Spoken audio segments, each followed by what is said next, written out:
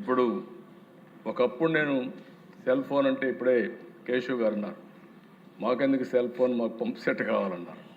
నేను ఆ రోజు అన్నాను, సెల్ ఫోను కావాలి, పంప్ సెట్ కావాలి, రెండూ ఉంటేనే భవిష్యత్తు ఉంటుందని నేను చెప్పాను. ఈరోజు ఆ యాంగిల్ నుంచి మనం ముందుకు పోయి ఇంకొక యాంగిల్కి వచ్చాం.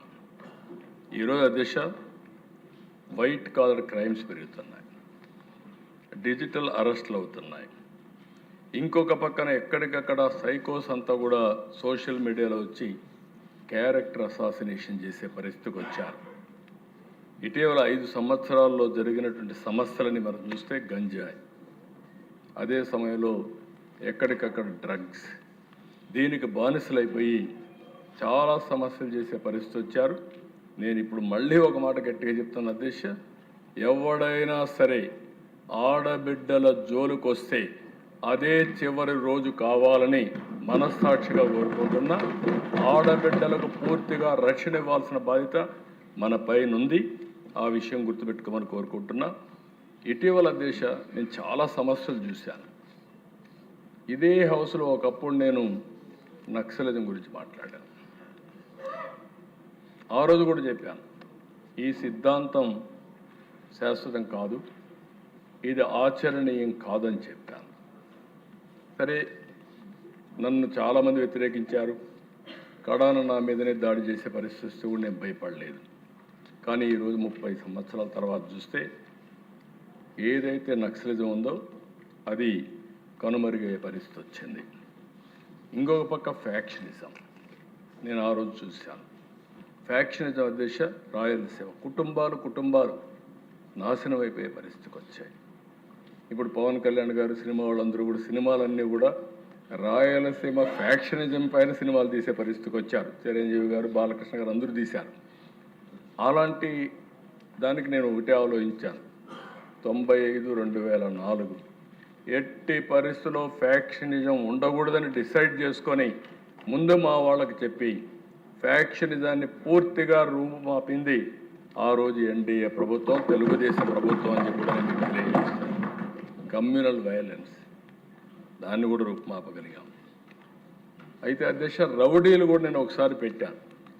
ప్రజలకు ఇబ్బంది కలిగించే రౌడీలే ఈ రాష్ట్రంలో ఉండకూడదని వాళ్ళని రాష్ట్ర బహిష్కరణ కూడా చేశాం. అలాంటి కఠినమైన చట్టాల ద్వారా, చర్యల ద్వారా మనం ముందుకు పోయాం. దానివల్లనే ప్రగతిని సాధించగలిగాం. ఈరోజు కొత్తది ఒకటి వచ్చింది, ఇదేంటో నాకు అర్థం కాలేగా, రప్ప అధ్యక్ష. చూస్తే నాకు ఎంత బాధ కలుగుతుందంటే, ఒక రాజకీయ నాయకుడు ఎక్కడికన్నా పోతే నిన్న వరుసగా ఇదే పని, రప్ప నడుమ జగన్ ప్రొద్దుటూరు పర్యటన పోయింది. పెళ్లికి తప్పలేదు, అచ్చినాయుడు గారు చావుకైనా పెళ్లికైనా ఒకటే మంత్రం. వెళ్ళాడు. వెళితే ఏంటి అధ్యక్ష ఇది,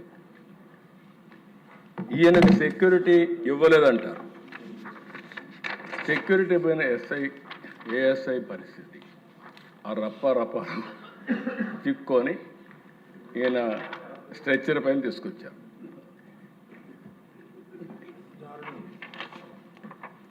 ఇమాజిన్. అంటే ఇక్కడ దేశ నాకు కనిపించేది ఏంటంటే,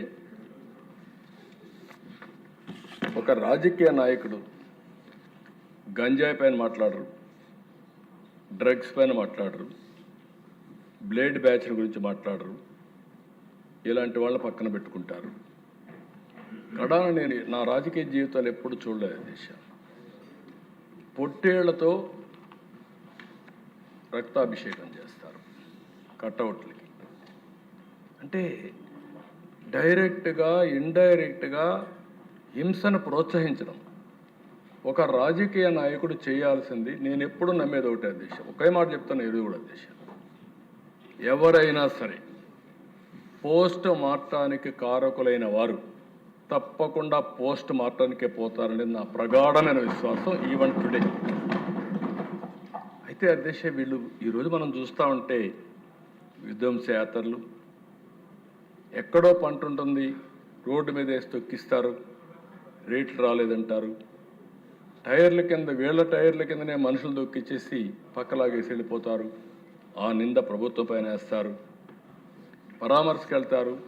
వీళ్ళ పరామర్శలు ఎవరో చనిపోతే వాళ్ళని పరామర్శించరు. ఇది ఎక్కడ కొత్త సాంప్రదాయం అర్థం కాదు. బల ప్రదర్శన, పరామర్శ పెట్టినప్పుడు బల ప్రదర్శన పెట్టి ఈ యొక్క మోటార్ సైకిళ్ళు పెట్టి 5-6 కిలోమీటర్లు 10 కిలోమీటర్లు 6-7 గంటలు చేస్తారు. రోడ్డు అంతా కూడా అంబులెన్స్లు పోతే దారి ఇవ్వరు. ఎవరైనా హాస్పిటల్ పోవాలంటే పోయే పరిస్థితి లేదు. ఇది ఎక్కడ సాంప్రదాయం నాకైతే అర్థం కావడం లేదు అధ్యక్ష. ఇంకొక పక్కన మీకు వీళ్ళకి ఎప్పుడు కూడా ఆ రోజు అధికారంలో ఉంటే విధ్వంసం చేశారు. ఇప్పుడు అపోజిషన్లో ఉంటే ఎక్కడికక్కడ ఇష్టానుసారంగా మాట్లాడుతూ పెట్టుబడులు రాకుండా అడ్డుపడతారు. పెట్టుబడులు వస్తే మేము వస్తాం, మళ్ళీ మేమంతా రీఓపెన్ చేస్తాం, ఫస్ట్ ఆ కేసే పెడతామని పీపీపీలు తీసుకుంటే వాళ్ళు రానియకుండా బెదిరిస్తారు. నేను ఎప్పుడు చూడలేదు దేశ ఇలాంటి కల్చర్. ఎప్పుడు కూడా నాకు సుదీర్ఘమైన రాజకీయ అనుభవం ఉంది, 45 ఏళ్ళు ఉంది. ఏ పార్టీ కూడా మారిగా బిహేవ్ చేయలేదు. ఆ విధంగా బిహేవ్ చేసే పరిస్థితికి వచ్చారు.